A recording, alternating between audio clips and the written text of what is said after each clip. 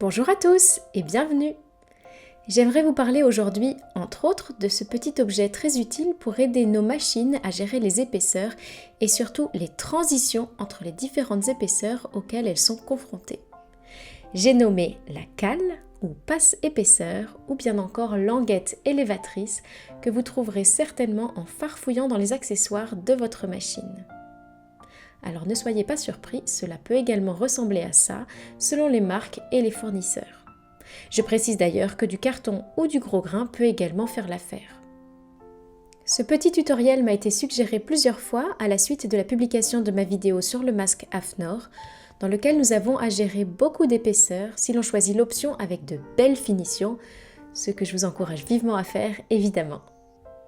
J'aimerais vous prouver que dans 99% des cas, votre machine à coudre n'est pas à remettre en cause si elle a du mal à passer les épaisseurs et qu'en lui fournissant cette petite béquille, elle pourra faire des miracles. Alors c'est parti!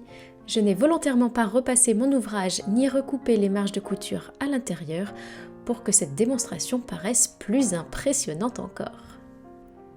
Je possède une excellente machine à coudre et pourtant vous allez constater sa réaction à l'approche de nos plis. Vous avez bien vu, elle fait du surplace et se refuse à grimper sur nos plis. Pourquoi ? Le pied presseur a commencé son ascension, mais à cause de la différence de niveau des épaisseurs, un petit vide va se créer sous notre pied et les griffes d'entraînement de la machine n'ont plus de prise suffisante pour agripper le tissu et le faire avancer. Pas de panique, je dégaine avec sang-froid ma petite cale et viens la déposer sous mon pied presseur, juste derrière mon aiguille. Et hop, c'est reparti! Je viens de vous économiser l'achat d'une nouvelle machine à coudre.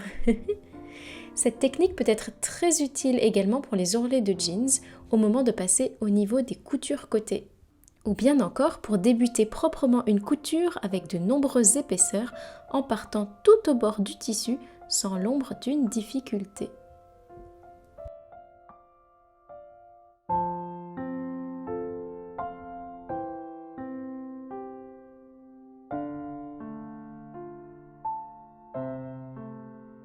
Voici à présent une liste de suggestions pour gérer les épaisseurs en couture. Vous les aurez certainement déjà entendues, mais peut-être que les débutants y trouveront de quoi progresser. La première, évidemment, est de retirer un maximum de matière en dégarnissant les marges de couture, et ce, en dégradé s'il y a de nombreuses épaisseurs. Nous avons vu ce procédé dans le tutoriel du masque AFNOR.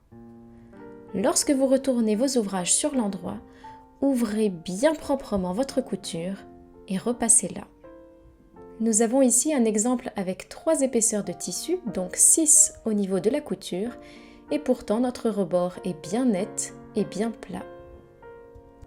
Si votre machine à coudre le permet, vous pouvez également desserrer légèrement votre pied presseur.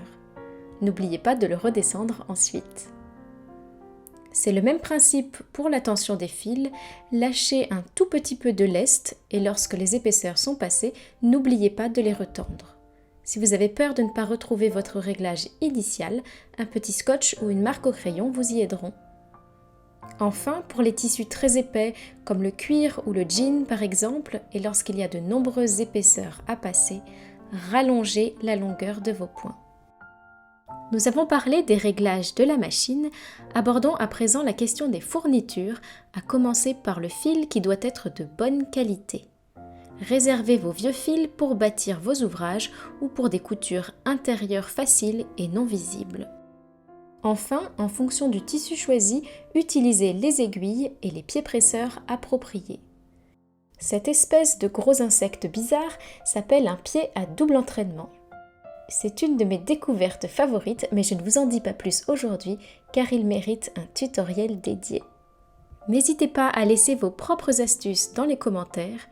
Je vous souhaite une belle fin de journée et retourne de ce pas à ma couture. Ma petite voisine de 6 ans a déposé ce tissu de Noël dans ma boîte aux lettres pour lui coudre un masque à ses mesures. Bien que ravissants, ces sapins et ces étoiles début mai sont assez incongrus et je souhaite de tout cœur que nous n'ayons pas à les porter jusqu'au 25 décembre, même si la finition de nos épaisseurs est à présent impeccable. N'hésitez pas à partager ces petites astuces autour de vous et abonnez-vous si vous êtes curieux d'apprendre comment réaliser le patron de base du corsage et de la manche maille. Tutoriel qui ne saurait tarder. Bye bye! À bientôt!